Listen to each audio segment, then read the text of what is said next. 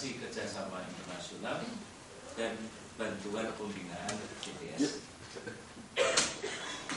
Di antara atau dari seluruh program tersebut kebetulan yang tanda tangan kontrak masih saya. Jadi waktu itu karena pada periode masih kepengurusan saya. Nah, namun demikian karena kemudian kepengurusan berganti, jadi kontraknya saya, pelaksanaan nanti Pak Haryono dan kawan-kawan. Nah, dari ketiga program hibah tersebut yang sekarang akan kita laksanakan, yang pertama adalah hibah untuk KUI atau Kantor Urusan Internasional. Dalam program hibah KUI tersebut, itu tujuannya antara lain adalah meningkatkan kemampuan STIKBN dalam kerjasama internasional, memiliki langkah-langkah strategis dalam kerjasama internasional, yang ketiga, menghasilkan standard operating procedure yang dapat diimplementasikan oleh pelaksana program, meliputi 1 atau A, SOP pembentukan kerjasama, yang kedua, SOP penerimaan mahasiswa asing, 3, SOP pengurusan perpanjangan izin belajar dan izin tinggal mahasiswa dan staf asing, yang keempat, SOP keberangkatan mahasiswa dan staf luar negeri.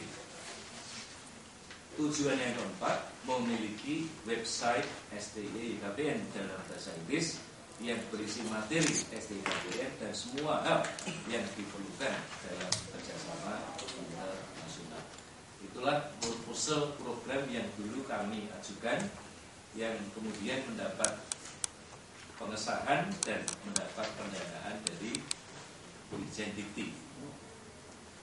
Dari berbagai tujuan yang tadi saya sebutkan, hari ini kita secara khusus akan melaksanakan salah satu kegiatan yang kita sebut dengan workshop dan forum group discussion kerjasama internasional dengan narasumber yang berasal dari pengelola kerjasama dan atau perguruan tinggi dari Indonesia maupun luar negeri, dengan peserta yang saya sebutkan sesuai ketentuannya, pimpinan PT, ketua hadir, pembantu ketua hadir, kajur hadir, kabir hadir, dan semua dosen hadir. Jadi ini sesuai dengan ketentuan yang berlaku.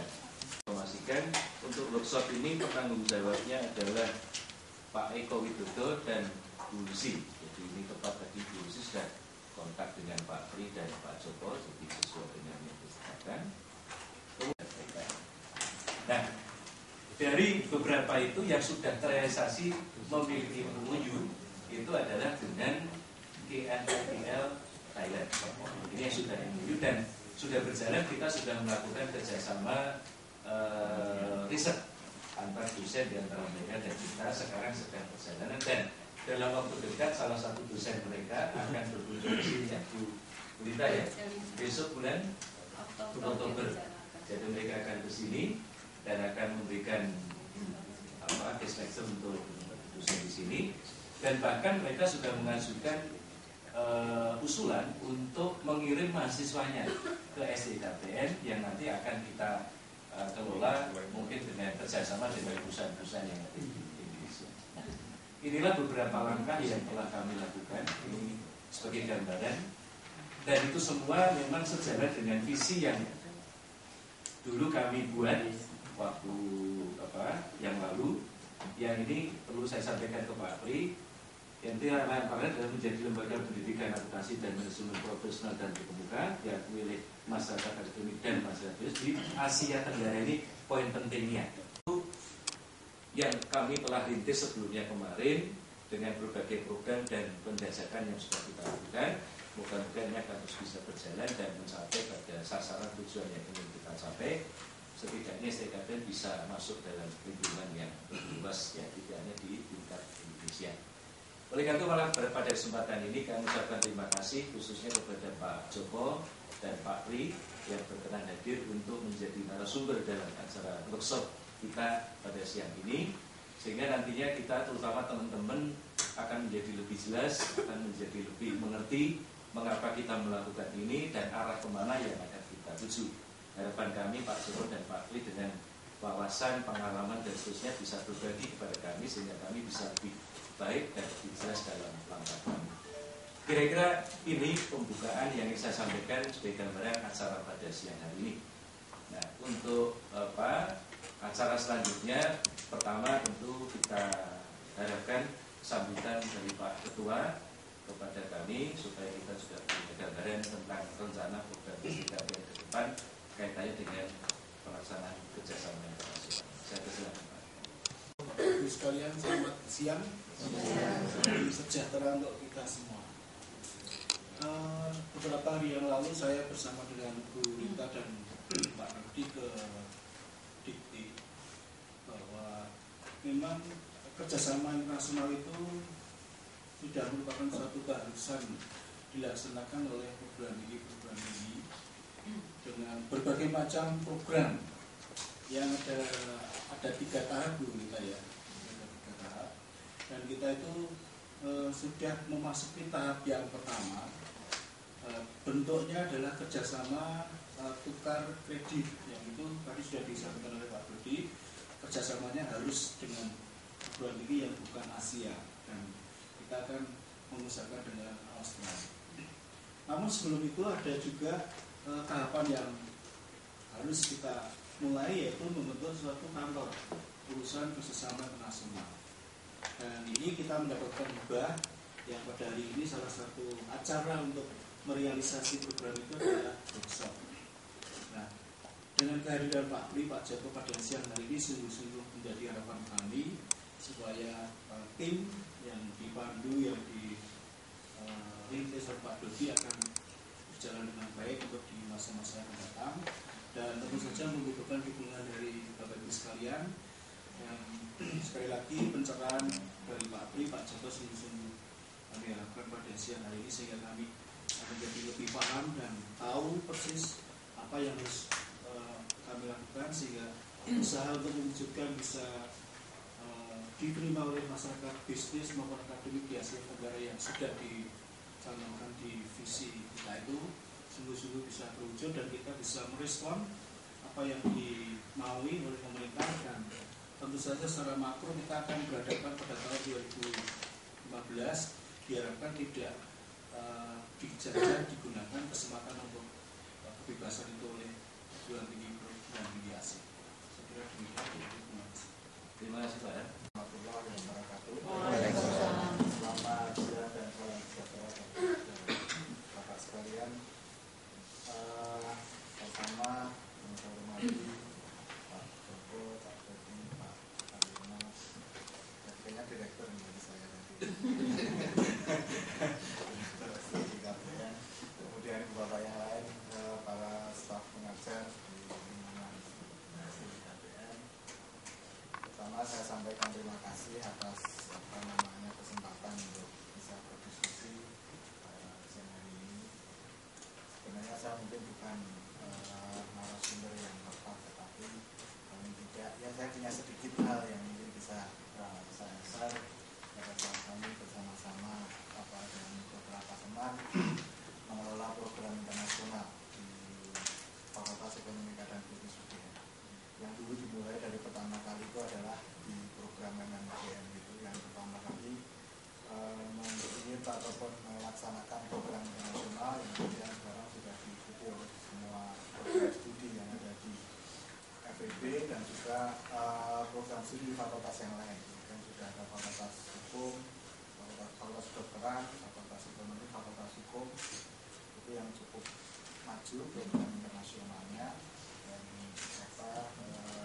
universitas juga sudah cukup memberikan support dengan membentuk kantor internasional di level universitas.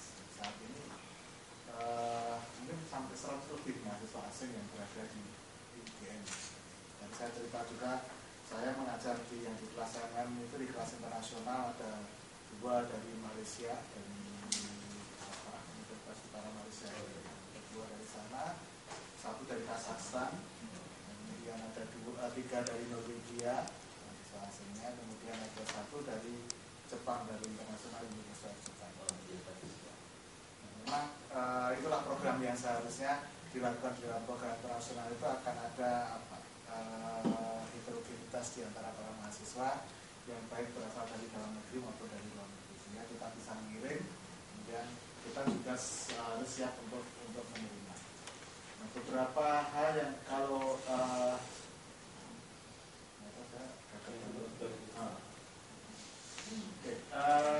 mengapa harus ada mengapa program internasional? Tadi memang itu sudah mencanangkan bahwa semua perguruan tinggi itu harus mempunyai harus paling tidak mempunyai kerjasama internasional dalam rangka untuk bisa memberikan bekal kepada para mahasiswanya untuk go internasional. Karena pada waktu saat ini global perspektif itu menjadi sesuatu yang menjadi satu keharusan bagi mahasiswa untuk memahami. Kemudian pemahaman terhadap bahasa. Kalau kita lihat di beberapa perguruan tinggi di luar negeri itu sudah lama mereka bahkan memang ada second language-nya. Jadi ada foreign language yang harus dipelajari betul, walaupun orang Amerika pun misalnya harus belajar ada bahasa asing yang harus dia pahami, minimal satu bahasa asing. Kemudian juga di Eropa, karena itu akan menjadi satu hal yang penting bagi para Eropa. Kemudian internasional program ini, apakah ini is it a process of conducting every class in English? Saya memberikan jawabannya no. Jadi sebenarnya bukan saja sekedar membuat kelas itu dalam bahasa Inggris, itu ada sebagian aja.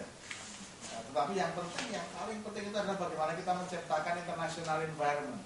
Jadi lingkungan internasionalnya itu seperti apa, itu yang sebenarnya paling penting yang akan bisa memperkaya wawasan mahasiswa nanti. Sehingga kalau nanti YKPN SDI ini mempunyai satu program internasional, makanya tadi apalagi tadi Pak Dodi juga sudah menyampaikan sudah ada minat dari Thailand itu ya, untuk mengirimkan mahasiswa itu satu hal yang sangat bagus. Jadi bagaimana kemudian mereka bisa berada di sini dan mahasiswa kita yang ada di sini bisa get along dengan mahasiswa asing. Itu suatu pengalaman yang kalau yang namanya pengalaman kan sesuatu yang memang kadang-kadang tidak bisa kita ajarkan di kelas. Kecuali mereka mengalami sendiri. Jadi itu adalah suatu program yang komprehensif, gitu, yang termasuk tentunya ada program ada kurikulumnya secara internasional, kurikulum secara internasional yang kemudian membuat atraktif atau menarik bagi mahasiswa asing. Proses belajar mengajarnya dilakukan dalam kelas yang internasional, tentunya kalau bahasa internasional bahasa Inggris, paling juga harus menyelenggarakan kelas dalam bahasa Inggris. Fasilitasnya yang saya yakin di sini saya kira sudah cukup representatif gitu kan untuk fasilitas internasional. Kemudian juga mahasiswanya. Jadi to provide international community environment itu yang lebih penting. Dan program ini dapat tidak langsung, tapi memang mungkin kalau kita lihat investasinya cukup banyak untuk memulai program itu, sehingga bisa selangkah demi selangkah gitu ya, sedikit-sedikit gradually kita naik, kemudian akan naikkan. Tadi menurut cerita Pak Dodi saya kira sudah cukup bagus, di sini sudah mulai menjalin kerjasama, sudah mulai melihat apa kerjasama yang kemudian akan dilakukan. Itu juga satu hal yang sangat baik.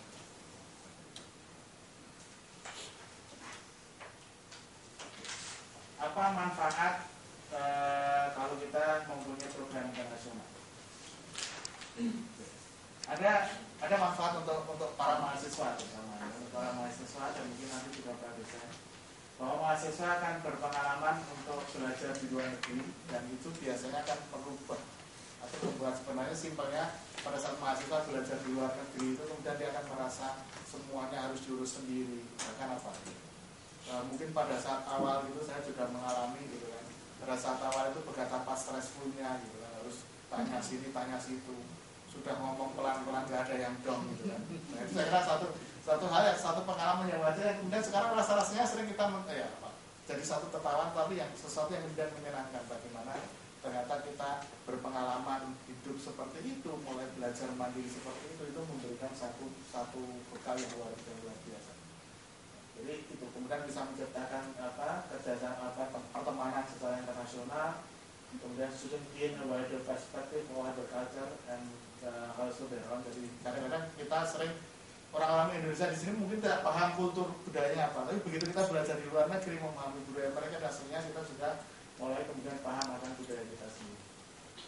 Jadi berbagai tadi ada language barriers, ada masalah-masalah yang kita hadapi, kendala yang kita hadapi, kita membuat kita kemudian menjadi dewasa, menjadi confident, menjadi lebih maju. Dan inilah yang sebenarnya sangat dibutuhkan kemudian untuk siap nanti para alumni itu bersaing di pasar global. Nah, kemudian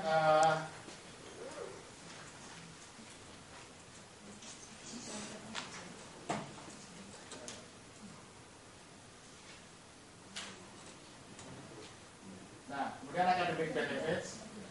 Now, academic benefits, students have access to unique, good facilities, academic or special need program, non-open effort. Jadi kadang-kadang banyak hal yang kemudian kita mempunyai satu pengalaman yang tidak bisa kita temukan di sini. Kalau seperti library mungkin kita bisa temukan sekarang di mana-mana, tapi kadang-kadang ada sesuatu keunikan, fasilitas yang unik yang mungkin tidak ada di dalam negeri. Student have access to the first-hand experience with important evidence found on site. Jadi kadang-kadang di sana kita menemukan sesuatu yang selama ini itu kami hanya membaca, ternyata kami menemukan itu di sini. Ya, pengalaman semacam ini menjadi satu hal yang penting. Kemudian student have increased interest in their field of study while abroad, pada saat di luar akan meningkatkan mereka. Kemudian experience abroad influence future educational choice. Jadi kebutuhan kita bisa belajar nanti pilihan apa yang akan dilakukan. Ini akan menjadi semakin menarik. Pengalaman kami, kebiasaan, bahkan boleh saya katakan dalam berbagai program yang akuntansi, setelah mereka berkerja mengambil di luar negeri, kayaknya tidak ada satupun yang di luar negerinya mengambil akuntansi.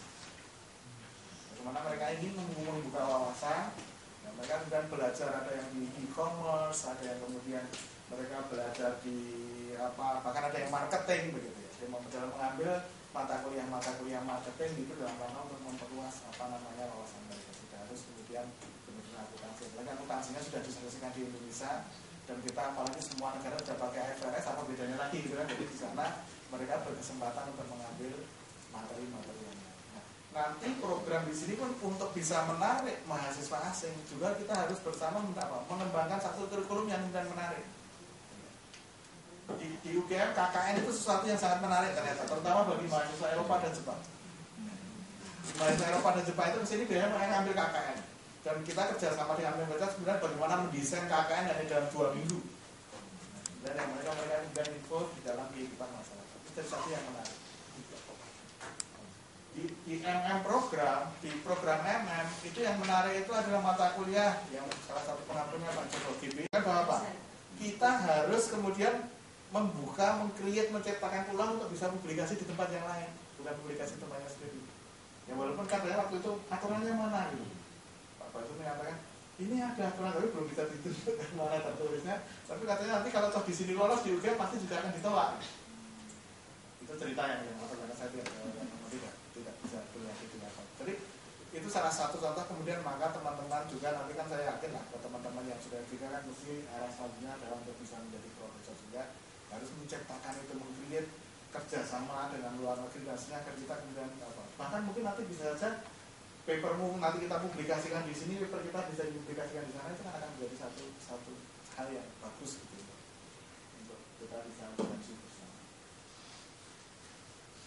Nah, kemudian ini beberapa tujuan yang mungkin bisa dikembangkan, mengembangkan kerjasama research and knowledge development.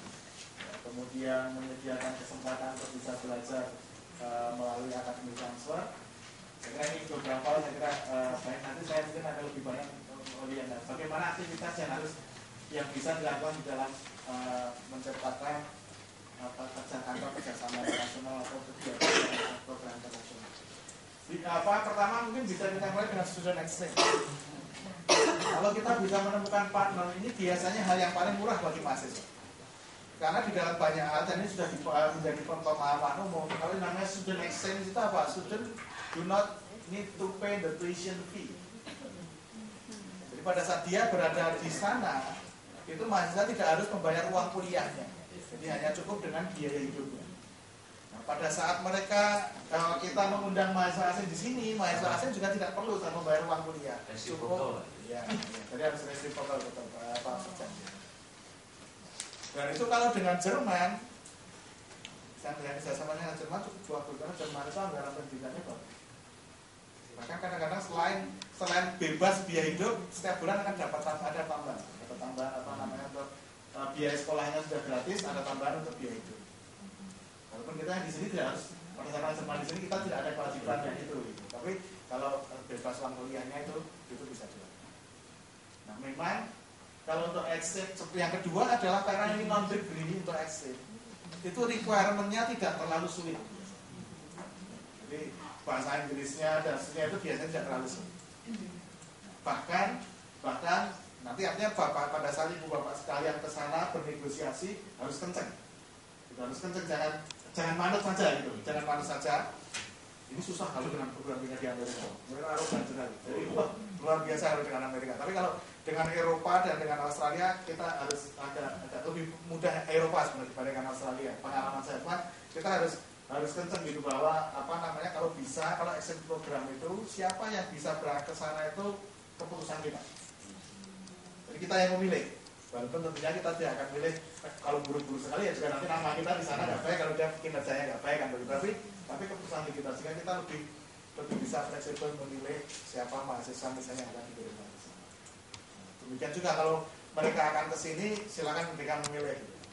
Karena kalau pakai bahasa Inggris mereka sudah nggak ada masalah gitu kan biarkan mereka memilih. Nah ini strategi-strategi seperti itu perlu kemudian agar nanti kerjasama itu bisa jalan. Kalau di teman-teman atau para mahasiswa di apa namanya KPN ini punya uang cukup banyak gitu. Ini sebagai mahasiswa itu bisa cukup berada begitu. Ini mungkin pertama kali ya untuk menciptakan program kalau belum bisa dengan student exchange itu adalah dengan membentuk kayak proyek di kelas. Kita mengirim mahasiswa diminta di kelas khusus. Diminta di kelas khusus. Ini pengalaman kami yang kami lakukan pertama kali di program dengan cara seperti itu. Ya memang banyak. Jadi kita kontak profesornya di sana memang ya di bidang apa. Misalnya untuk mengajar mata kuliah simpel saja contohnya manajemen kontrol sistem dalam waktu 2 minggu. Kemudian project nanti satu kelas isinya orang Indonesia saja. Jadi KPN saja. Satu kelas di sana, diselenggarakan di sana, ada field trip, ada diajak mengenal mungkin ke perusahaan di sana. Itu yang dilakukan. Pada saat dulu di Kentucky itu termasuk diajak ke Toyota, pabrik Toyota yang ada di Kentucky itu dilakukan sehingga mereka akan mendapatkan pengalaman wawasan walaupun di kelasnya selesai kelas ngomongnya bahasa Indonesia itu bahasa Jawa lagi, tapi paling tidak gitu ya. Paling tidak itu pada saat di kelas itu. Tapi kan ngomong Jawanya di Amerika kan lain. Nah,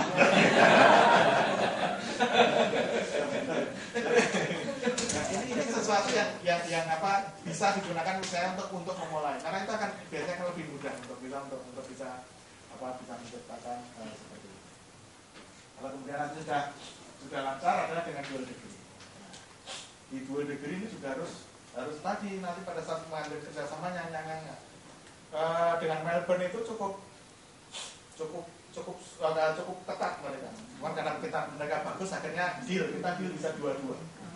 Jadi 2 tahun di sini, 2 tahun di Melbourne mereka dapat memberi gelar yang di sini memberi gelar dapat 2 degree. Dimaksud berat itu apa Pak? Misalnya IELTS-nya tuntutan untuk mereka mengakui mata kuliah yang konversinya. Itu yang biasanya berat. Amerika nggak mau sama sekali. Dengan Amerika sulit sekali. Dia tidak mau, dia asdam betul. Jadi ini agak Eropa bagus. Beberapa perguruan tinggi Eropa, padahal mereka juga perguruan tinggi yang bagus itu mereka mudah. Apalagi memang internasionalisasi program di Eropa itu sangat bagus. Bahkan sekarang itu di majority university itu wajib minimal 1 semester di luar negeri. Itu sudah diwajibkan. Maka kemudian dia mencari-cari siapa rekan kerjasama yang bisa menerima mahasiswa mereka. Ini satu hal yang sangat bagus. Nah kemudian bisa juga dimulai dengan academic visit. Kalau akademik visit ya sekedar datang ke sana, kunjungan, melihat observasi di kelas. Kita tidak menjadi peserta, tapi mungkin sekali waktu duduk di satu sesi kelas dan seterusnya itu untuk mencoba bagaimana masih kuliah di sini merasakan seperti itu bisa dilakukan. Memanfaatkan fasilitas library-nya, kantinnya dan seterusnya, itu juga memberikan suatu pengalaman walaupun mungkin adalah yang kedua. Berikutnya adalah misalnya dengan lecture exchange, jadi tukar menukar dosen. Ini satu hal yang macam Eropa juga welcome. Eropa juga welcome. Mereka biasanya kemudian akan mendesain. Jadi biasanya secara rutin teman-teman kami itu pergi ke Eropa untuk 2 minggu aja. Jadi mengajar satu mata kuliah biasanya di summer 2 minggu. Jadi akan didesainkan ke summer course. Jadi memang penuh sampai juga memberikan penilaian. Jadi diberi kewenangan mengajar satu kelas, tapi di summer. Mungkin 2 minggu, ada yang 3 minggu. Apa yang dia minta? Misalnya marketing, Indonesian marketing, bagaimana program pemasaran yang baik seperti di Indonesia, etika di Indonesia. Jadi banyak hal yang kemudian terkait di Indonesia yang memang harus diambil oleh mahasiswa, kemudian diundang untuk melakukan pengajaran. Ini satu hal pengalaman yang sangat penting. Dan saya kira mungkin ibu bapak sekarang bisa mencoba masuk di kelas internasional, internasional pertama kali, waduh, ada orang asing. Kalau nanti mereka nggak paham bahasa Inggris saya gimana ya? Ketakutan semacam itu selalu ada. Saya pun sampai sekarang bahasa Inggris saya juga nggak baik. Pronunciation saya pun sejak kecil sudah hanya singkong, nasi, dan gitu ya Pak ya. Jadi nggak pernah keju ya, lidahnya itu sudah kaku. Tapi kemudian sekarang ada confidence karena apa? Jadi kadang-kadang kalau kita menjelaskan dia orang asing ternyata mereka sama sekali kalau termasuk orang Amerika juga itu tidak menyepelekan kita. Bahkan kemudian mungkin mereka merasa nggak down karena dialeknya, maka dia yang akan berusaha untuk memahami kita gitu. Jadi itu yang kemudian membuat confident gitu, membuat sudahlah gitu nggak apa-apa. Dan kadang-kadang memang bagus. Saya ingat betul cerita Pak Masud almarhum pada saat kuliah di itu pada dosen katanya, ya, wah langsung tunjuk jari jawab. Pak Masud kan tendel orang. Itu saya tanya tunjuk jari jawab. Cerita yang ngajari sama. Jangan keluar dari ruangnya Paula itu kalau belum dikasih kesempatan. Ini terus. Dia ada satu dosen namanya Paula. Bukan. Bagaimana kemudian berani, bahkan yang dia ceritain ke saya, begitu dia tunjuk jari diberitahu, kemudian dia menjawab, saya lupa yang jawabannya apa di manajemen accounting. Dia menjawab begitu, oh yes, you are right, ditulis oleh dosen. Ternyata yang jawabin Pak Masud bukan itu. Gitu. Bukannya ditulis dosennya. Ternyata kurang. Kemudian dosennya. Ternyata apa? Terus juga ada manfaatnya ya. Jadi itu yang kemudian membuat kita menjadi confident. Kita menjadi confident untuk berani ngomong. Karena memang itu budaya kita. Itu kadang-kadang itu yang menjadi barrier terberat itu pada saat itu kita untuk memulai berani ngomong. Itu yang ya visiting sekolah. Nah, join research tadi sudah ya dengan cara ini satu hal yang sangat bagus. Thailand itu cukup cukup bagus di Asia Tenggara dalam hal penguasaan networking di Asia Tenggara. UN itu yang menguasai Thailand. Ini kita mau merebut untuk memimpin UN aja ini kesulitan ini. Jadi Asian University Network yang menguasai sana. Kemarin ACBEP, Association of Graduate Business School Program Network itu juga Thailand. Nah, dan dia kemudian banyak beberapa akses gitu. Kami pernah mendapatkan satu joint research yang dibiayai dari sana untuk melakukan joint research. Dan itu bagus nanti kalau joint research itu bisa dipublikasi internasional. Sangat menarik dan terus terang memang tidak mudah itu pasti karena tantangannya dan juga biayanya juga tidak murah Pak. Jadi juga perlu menjadi pertimbangan. Artinya teman-teman pengurus baru mudah-mudahan sudah mulai merancang berbagai program kegiatan dan anggaran juga yang mestinya mendukung pada upaya kita untuk kesana. Namun demikian saya yakin arah yang kita lakukan selama ini sudah on the right track. Tinggal bagaimana kita lebih bisa mewujudkan itu dalam bentuk yang mungkin tidak perlu complicated, yang rumit, yang tadi memang banyak, tapi mungkin tahap demi tahap yang mungkin bisa kita lakukan dan saya yakin nanti arahnya juga pasti akan ke sana. Makanya saya kira pasti harus dimulai. Terima kasih Pak Apri untuk saat ini. Kita sambung lagi dari pengalaman Pak Joko, khususnya kita tahu Pak Joko itu termasuk orang Indonesia yang tidak pernah di Indonesia, jadi khususnya Pak Pri, terima kasih banyak, Pak Har, Pak Dodi, Pak Soro. baru kali ini lengkap. Sebenarnya pesannya Lita, ikut makan siang sama dengerin aja. Mungkin gini, ada beberapa yang saya ingin sharing ya. Tadi dari Pak Dodi khususnya, mungkin atau Pak Har yang tadi. Ini is a program that like or not must go on gitu loh. Jadi suka nggak suka, you have to be there, mesti dijalankan.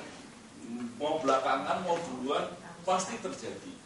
2015 akta itu kita pikir masih lama kan, kita pikir dulu is now in front of you. Gitu. Globalisasi kita dulu ramah sana kemari, semuanya muat-muat, tapi no action. Akhirnya sekarang kebanyakan. Jadi yang perlu program internasionalisasi itu bukan cuma sekolah sekarang. Pemda itu berproses. Jadi saya juga terlibat dalam rangka bagaimana go international. Ini baru pulang kan kemarin ke China sama ke Korea. Gitu. Lebih banyak lagi masalah. Corporation company banyak sekali sekarang in the process of international program. Jadi mungkin kita juga perlu jangan cuma karena terpaksa, tetapi juga harus kita sadari bahwa ini suatu program yang memang sudah tahapannya itu seperti itu. Ini nggak ada dalam kehidupan ayah saya, kakek saya dulu nggak ada begitu. Tapi dalam kehidupan saya juga mungkin nggak ada. Tapi dalam kehidupan anak-anak kita itu udah anak-anak kita semua, apalagi cucu kita semua sudah global. Artinya begini, produk mereka itu pakai produk bukan cuma produk Indonesia. Produk can come from anywhere, right? Kita aja di meja ini coba. Barang bisa datang dari mana-mana. Di Amerika itu udah nggak bisa ketemu barang yang made in USA. Nggak ada. Jadi they have to accept reality. Jadi kalau dia mau terima produk dari China, dari Indonesia, dari ini, ya dia juga pengen tahu what's happening over there. Gitu. Jadi produk dari mana-mana. Berarti kalau kita bikin produk, konsumennya juga ada di mana-mana. Gitu. Anak kita nanti akan mengalami hal seperti itu. Kalau mereka bikin gudeg, kalau gudeg yang bisa di-taste oleh orang global lah kira-kira begitu. Kita sih pokoknya satu tetangga suka masih oke. Tapi enggak, kita udah gak bisa lagi gitu. Ini mungkin yang dimaksud. Lalu uang, kita punya aturan kan harga harus dalam rupiah. Ini sedang dibahas ini di Kementerian Perdagangan dan sebagainya. Tapi kenyataannya semua bisnis pricing in US dollar. Dolarnya tetap. Tapi rupiahnya bisa berubah. Jadi Pak Deden kalau mau beli ini, jangan yang ini Pak. Harganya dari US dollar tetap. Besok juga segitu. Rupiahnya yang berubah. Kita nggak suka itu. Tapi that's what happening. Itu reality. Jangankan begitu. Kita ini kalau kita geledah dompet ini mungkin nggak cuma rupiah yang ada dompet kita. Mungkin ada sedikit US dollar. Pak Syukur bedanya. Pak Dodi itu dolar nggak ada, rupiah nggak ada. Ini pengurus saya ingin STI itu join asosiasi internasional. Jangan takut bayar membership. Nggak bisa kalau kita ini programnya bayar SPP ini. Udah bayar yang nggak punya hasil apa-apa. Ini 2, 3, 5 tahun pertama ini masanya STE bayar nih orang yang nggak pokok. Itu internasional program. Saya dulu mulai tahun 80 ke AFA bayar sendiri. Jadi personal ya, tapi saya cerita. pertama datang tanya, baca pertanyaan di grup discussion gitu aja, jangan jawab apa saya nggak tahu, nggak penting. Pokoknya aku ngadep ngomong, bacakan ini, selesai, udah. Kedua kali saya datang, saya disuruh jadi sekretarisnya grup discussion. Wah, aduh itu pekerjaan paling berat, nggak bisa ini. Udah. Terus 84 saya jadi sekretaris sekjennya Asip Afa. Tiap kali yang selesai ini saya ada Leslie Wong itu orang yang baik sekali. Sekretarisnya itu dia siapin. Jadi setiap kali sudah selesai, saya bikin notulen, saya kirim ke dia, dia kasih koreksi kan. Koreksi bahasa Inggris itu, waduh, buat pertama kali hampir semua baris dikoreksi. Tapi saya senang begitu keluar, wow, very good, wah, nggak tahu ada yang namanya. Jadi every one of us, kita semua itu pasti ada tempat tempat SOS kita gitu. Terus sampai dulu saya masih ingat dulu untuk Bali acara AFA Congress, Josun pidato ada Pak Pisutrisno kan gitu. Iya caranya saya itu beberapa pengalaman kami, saya di Kertin itu begitu aja program dia langsung komputer. Nggak ada bahasa Inggrisnya gitu dia sengaja. Aduh ini saya untung nih Pak Pri disengaja Pak Pri ngomong ini. Karena dia udah ke webnya SEKPN. Ini benar-benar serius kalau soal web. Bahasa Indonesia pun kita harus konsisten. Kita pernah satu saat buat di handle oleh Tino dia pergi, nggak ada yang nangani. Yalah sekian lama nggak tahu. Terus sudah itu lebih baik nggak punya web kan. Karena sekarang seperti bilang enggak juga. Nah ini tuntutannya webnya juga bisa dibaca sama orang internasional. Dan kalau bikin web nggak kita siapkan kontennya. Bahasa Inggrisnya kalau perlu jangan. Ya kita siapkan anggaran gitu untuk orang asing. UGM pun pada saat di awal bikin, wah diprotes banyak orang nggak bunyi Pak. Inggrisnya Indonesia gitu loh. Jika kalau orang asing kemudian baca itu akhirnya kemudian apa ya? Udah kebetulan ini kontennya nanti seperti ini. Kebetulan ada orang asing, ada native, serahkan kepada dia untuk mengisi kontennya. Bukan di desain webnya, jadi dia tulisannya dan deskripsinya dia perbaiki, dia apa baru. Saya kalah cepat sama IAI. IAI itu memanfaatkan ADI kemarin buat apa ADI jadi dulu bikin proposal untuk sekretariat ASEAN itu Mbak Adi. Terus memang akan di kami pun belum. Mungkin di kami pun belum bisa menjadi satu program yang masif, sehingga harus kita mulai dari kecil. Nah, yang paling penting adalah promosi. Bagaimana kemudian kita bisa membuat orang yang punya uang dulu gitu ya, sebenarnya dimulai dari situ dulu. Teman-teman mahasiswa kira-kira kemudian punya uang itu bahwa dalam bagian dari kuliahnya itu ada 1 semester atau 3 bulan atau berapa going abroad itu adalah sesuatu yang menarik yang akan itu yang harus dipromosikan. Nah itu dulu yang harus dipromosikan. Maka tadi misalnya di awal itu adalah dengan visiting dulu, tapi tidak hanya belanja ini tapi ada berkunjung ke universitas gitu kan. Kalau toh tidak mengambil satu kelas penuh gitu kan, kita minta misalnya hanya 3 sesi, 2 sesi dosen di sana bagaimana mengajar di situ satu mata kuliah. Untuk membuat mereka mempunyai satu pengalaman. Itu memang harus dimulai dengan begitu, dan mungkin dengan dia skop kecil lah. Kalau di sini berapa ribu ayam, mungkin bisa dengan 20 orang berangkat, itu aja sudah bagus gitu. 20 orang berangkat, karena mereka harus menopang biaya sendiri. Ya, jadi kalau kita janjikan ada satu benefit, tentunya mereka yang punya uang tadi untuk bisa ikut, untuk bisa ke sana, ya, ada backingnya juga, tapi ada juga academic exercise-nya juga. Nah itu yang bisa dimulai dengan cara seperti itu. Nggak usah pakai persyaratan dulu gitu. Nanti kan didampingi dulu. Jadi kalau pertama nggak usah pakai itu, udah hasilnya misalnya untuk membuat ini didampingi dulu dan sana. Nanti kan word of mouth-nya itu dari begitu dia pulang dia cerita ada ini. Nah disitulah yang kemudian akan mulai bergerak.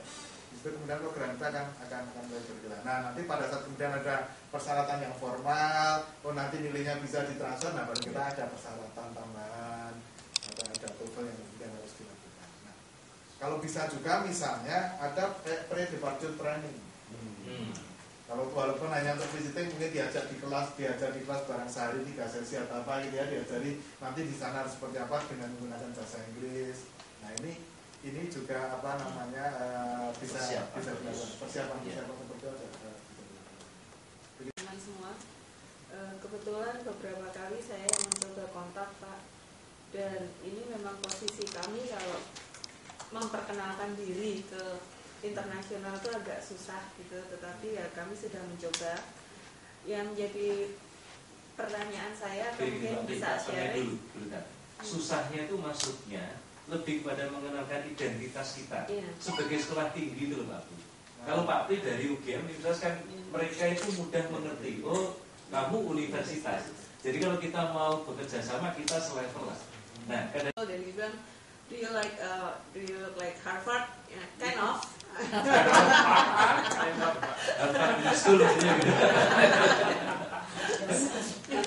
Ya, tetapi dalam perjalanannya memang mereka kemudian melihat profil kita, website kita yang mohon maaf sampai saat ini masih mensulitkan saya, karena kalau saya bilang tolong dibuka www.stKPN lah, saya jangan sampai buka dulu gitu. Jadi lebih baik hubungan dulu, tetapi di situ ada beberapa yang kemudian bertanya, mungkinkah saya dibuatkan customize gitu. Jadi misalnya kunjungan 2 minggu atau ini, jadi tidak ada kaitannya sama sekali dengan ekonomi atau maksudnya dengan akuntansi atau manajemen. Nah, apakah hal-hal ini juga pernah dilakukan UGM untuk mendapatkan paling tidak kenal dulu atau bisa kerjasama sehingga melayani permohonan-permohonan seperti itu ya? Iya, customize Pak. Ya, oke. Sekolah tinggi kita nggak cuma nanti di Indonesia gitu. Iya, atau college begitu kan. Jadi kita mempunyai ini college atau saya kira begitu aja. Jangan menerjemahkan sekolah tinggi ilmu ekonomi dengan bahasa Inggris. Mereka nggak paham. Jadi kita harus menggunakan international terms gitu. Jadi harus international terms. Itu saya kira itu bukan bohong gitu. Itu nggak ada masalah. Karena memang kalau kita menerjemahkan sebenarnya tidak bisa arti kata per kata kan begitu kan, tetapi maknanya itu seperti apa itu yang ingin semuanya kan, mungkin kolek mungkin atau mau di universitas saya kira enggak, ini memang universitas levelnya.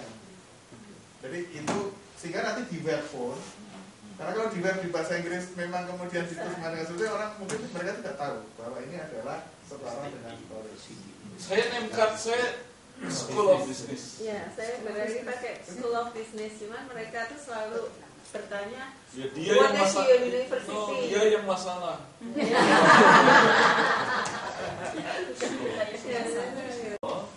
Saya ingatkan ini khususnya kepada Pak Har, selain tadi yang sudah sempat saya sebut, satu hal lagi yang tidak kalah penting adalah harus nanti dibuat yang namanya Statement of Internationalization, atau istilahnya kalau ini itu ada, kalau UI itu menyebutnya internasionalisasi UI, kalau ITB itu menyebutnya international statement. Jadi itu harus ada, itu bagian dari program yang harus diselesaikan dalam hibah ini.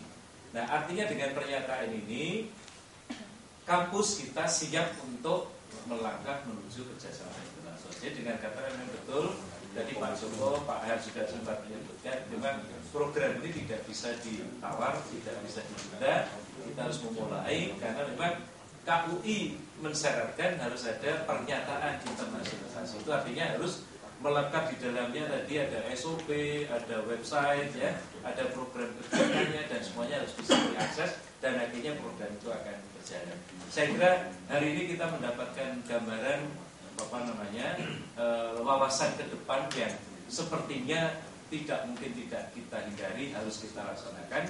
Hal penting tentu seperti tadi sudah saya sebutkan, marilah kita mempersiapkan diri untuk mengisi kesempatan kerjasama itu, sehingga dengan demikian banyak sekali hal positif yang saya yakin akan memberi tambahan kesempatan bagi kita, termasuk tadi yang saya Pak Pri juga mengingatkan,